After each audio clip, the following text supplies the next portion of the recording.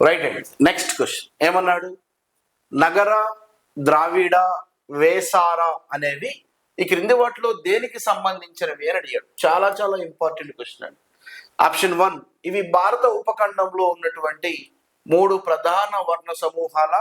Option 2, ఇవి 3 కూడా భారతదేశంలో ఉన్నటువంటి ప్రధాన భాషా డివిజన్ల. ఆప్షన్ 3, ఇవి 3 వివిధ రకాలైనటువంటి ప్రజలు ఉపయోగించే వాయిద్య పరికరాల, అంటే సంగీత పరికరాల.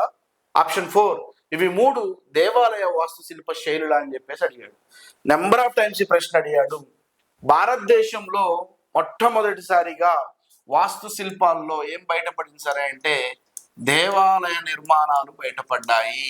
ఏ నిర్మాణాలు అండి? దేవాలయ నిర్మాణాలు. దేవాలయ నిర్మాణాలు కూడా ఎలా ఉన్నాయి?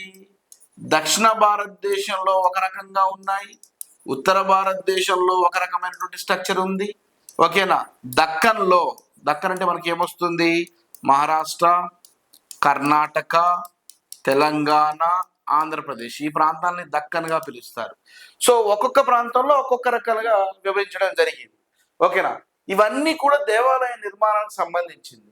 దక్షిణ భారతదేశంలో నిర్మించినటువంటి దేవాలయాల్ని ద్రావిడ శైలి అని పిలుస్తారు. ఎవరు పిలుస్తారండి? ద్రావిడ శైలి. ఉత్తర భారతదేశంలో కట్టినటువంటి దేవాలయాన్ని శిఖర శైలి లేదా నగర శైలి అని పిలుస్తారు. దక్షిణ భారతదేశంలో దక్కన్లో నిర్మించినటువంటి దేవాలయాన్ని వేసార శైలి అని పిలుస్తారు. సో ఇప్పుడు నేను చెప్పినవన్నీ దేవాలయాలకు సంబంధించింది. సౌత్ లో ఒక రకమైన స్ట్రక్చర్ ఉంటుంది, నార్త్ లో దేవాలయం ఒక రకమైన స్ట్రక్చర్ ఉంటుంది, దక్కన్లో ఒక రకంగా ఉంటుంది. సో దక్షిణ భారతదేశంలో అయితేనేమో ద్రావిడ, ఉత్తర భారతదేశంలో నగర, దీనికి ఇంకొక పేరు కూడా ఉంది, శిఖర అని పిలుస్తారు. దక్కన్లో అయితేనేమో వెసర లేదా వేసర అని పిలుస్తారు. సో ఇవి 3 కూడా దేనికి సంబంధించింది? ఆప్షన్ 4, ఇవన్నీ కూడా వాస్తు శిల్ప శైలికి సంబంధించింది. 3 కాదు, 2 కాదు, 1 కాదు.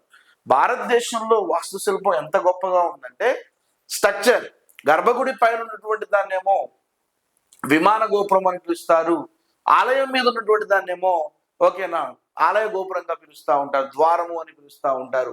ఆ స్ట్రక్చర్ ఎలా ఉంటుంది?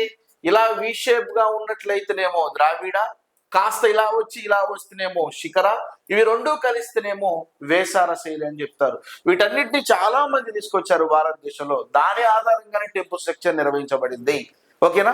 ప్రాచీన కాలంలో మనకి ప్రీవియస్ అడిగిన ప్రశ్న ఏంటంటే ఆ స్ట్రక్చర్ నిర్మాణాన్ని అడుగుతారు. ఓకేనా? Thank you.